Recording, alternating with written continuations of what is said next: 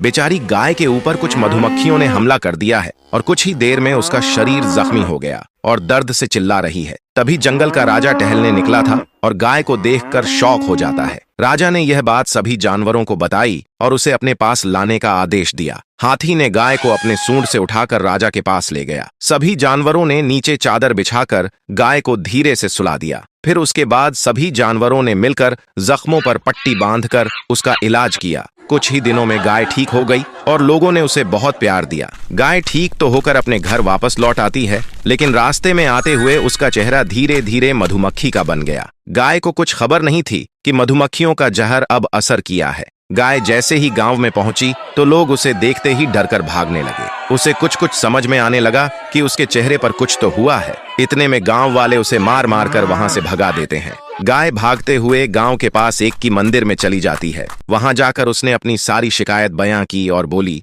माँ, मुझे ठीक कर दो। मैंने किसी का क्या बिगाड़ा है कि लोग मुझे मार रहे हैं। माँ ने अपनी ममता दिखाई और गाय को अपनी शक्ति से ठीक कर दिया। गाय ठीक होने के बाद माँ का आशीर्वाद लेकर धन्यवाद किया, लेकिन उन सभी का चेहरा मधुमक्खी का बन गया जिन्होंने भी उसे मारा था। गाय वापस गांव में जाकर सभी का चेहरा मधुमक्खी का देखकर हैरान हो गई। पहले तो उसे कुछ समझ नहीं आ रहा था, तभी उसे याद आया और सब समझ गई। सभी लोगों को अपनी गलती पर एहसास हुआ और गाय से माफी मांगने लगे। गाय भी एक माँ थी, इसलिए वह अपने बच्चों के ठीक होने की प्रार्थना की। माँ ने अपनी ममता दिखाई और अपनी शक्ति से सभी लोगों का चेहरा वापस लौटा दिया। उसके बाद भी लोगों ने मिलकर हाथ जोड़कर गाय का धन्यवाद किया। फिर माता ने एक शराब दिया कि जिसने भी वीडियो लाइक सब्सक्राइब करके कमेंट में माँ नहीं लिखा तो उसका भी चेहरा इंसानों जैसा मधुमक्खी का बना दिया जाएगा।